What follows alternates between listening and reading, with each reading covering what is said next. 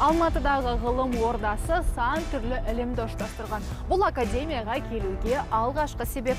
Ал қалған 4 себебін біз сіздерге алда айтамыз. Ғимаратқа кіргеннен классикалық сарын мен ұлттық өрнектің стильдік элементтері біріккен архитектурасымен таңғалдырады. Жалпы ғимаратта 4 музей бар. Өздеріңіз байқасаңыздар, мына жақта сирек кездесетін кітаптар музейін көресіз. Ал мынау бізде табиғат музейіне алып баратын жол. Ендеше табиғаттан бастайық.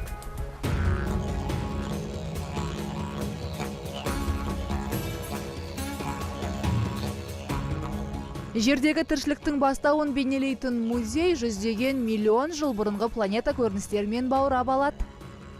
Табиғат музейіндегі ең ерекше, ең көне экспонат мынау. Осыдан 65 миллион жыл бұрын Қазақстанның солтүстік аймағындағы Торғай ойпатында өмір сүрген ірі алып мүйіз тұмсықтың сүйегі қаңқасы. Түпнұсқада өздеріңіз кәдімгідей байқасаңыздар болады, кәдімгі сүйек мынау. Бұл 1915 жылы жүргізілген экспедицияның нәтижесінде табылған. Ал одан кейінгі экспедициялардың кезінде мүйіз тұмсықтардың ірі нұсқалары табылған. Мынау жамбас сүйегі 1,5 метр, демек сол кезде олардың биіктігі 5 метр, ал ұзындығы денесінің 10 метрге дейін жеткен деп айтуға болады. Ал мынау бас сүйегінің қаңқасы. Бұл кайнозой дәуіріне тиесілі экспонат. Ол кезде жерде мамонттар да тіршілік еткен.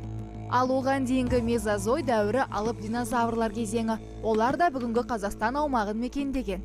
Мұнда бізде солтүстік Қазақстаннан табылған үйрек тұмсықты аралазабырдың бас сүйегі, оның тоқпан жілігі, жауырын сүйектері көрсетілген. Мыналар ғой, иә? Мұнда көрсетілген 1950 жылы табылған арал маңынан тиранозаврдың астыңғы жақ сүйегі көрсетілген.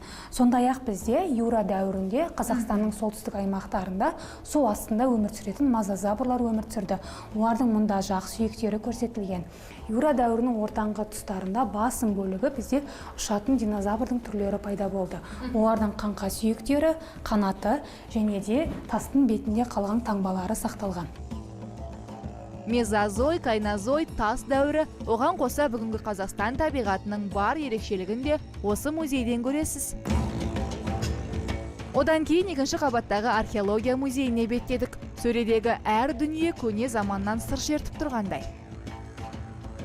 Археология музейіндегі ең ерекше экспонат мынау. 1998 жылы арнайы жүргізілген зерттеулер нәтижесінде Шығыс Қазақстан облысы Берел қорымынан табылған қабір біздің заманымызға дейінгі 3-4 ғасырға тиесілі шамамен. Өздеріңіз байқасаңыздар, Берел көсемі өзінің қабіріне мынадай 13 жылқыны бірге жерлеген. Олардың ат әбзелдері таза күмістен, алтыннан болған екен. Бүгінгі таңда жылқылар да, жалпы адамдардың сүйектері де арнайы зертханаларда сақталады. Ал мынау дәлме-дәл көшірмесі. Қорғанның ерекшелігі бұл жерде жылқылар қатып қалған күйі сақталған. Өйткені қорғанды салған кезде әдейі сондай есеппен салған. Бұл қорғанның жерлеу камерасының ішінде өзгермейтін бір қалыпты өте салқын температура сақталып тұратын болған. Енді осы жылқылардың біреуінің толық күйінде көру үшін мына жаққа өтсеңіздер болады. Бұл жерде енді мына жылқының ерекшелігі сол жылқыларды қалай әдемілеген көрсеткен.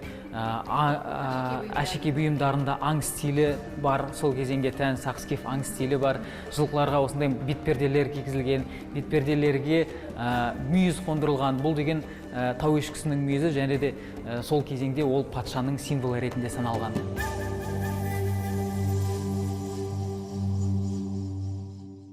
Кел балалар оқылық, оқығанды көңілге ықыласпен тоқылық. Баршамыз жат қабілетін Ыбырай Алтынсариннің дәл осы өлеңінің түп нұсқасын осы музейден көресіз.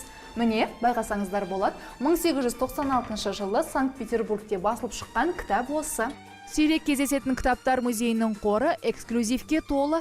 Сонау ислам өркениетінен бері жеткен кітаптан бастап бәрі бар. Тіпті Ахмет Байтұрсынов құрастырған алғашқы әліпбиде осында.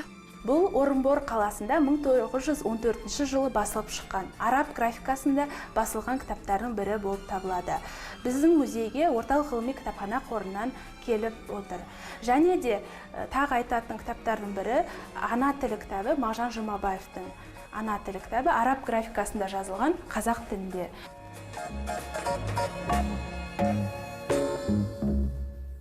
Ендігі аялдама ғылымның даму тарихы. Қазақстан ғылымының тарихы музейіндегі ең ерекше экспонат мына Қазақстанға ең алғаш рет келген ноутбук. Бұл ноутбукты алып келген академик Сұлтангазин. Ол кісі математик, Киото университетіне барып, Жапонияға барып лекция оқиды. Сол кезде сыйлаған ноутбук бұл Қазақстанға алғаш рет келген 90 жылдардың басында. Ілімнің бастауы болған руна жазулары да, өркениеттің даму сатысы да, тәуелсіз Қазақстан ғылымының кешесі мен бүгіні де бар мұнда. Ал мына ескерткіш пайдалы қазбаға бай еліміздің символ іспеттес. Бұл пирамида қазақстандық минералдардан 166 минералдан құрастырған инженер Комаровтың жасаған дүниесі, оны академик Чокинге сыйланған. Негізі бұндай пирамида Чокиннің отбасының айтуы бойынша үшеу деп аталады. Біреу Сатпаевқа сыйланған, екіншісі Қонаевқа сыйланған, үшіншісі бізге сыйланған мынау пирамида. Міне, ғылым ордасы жер бетіндегі тіршіліктің де, адамзаттың да, білім мен ғылымның да қалыптасу, даму тарихын паш ететін жер.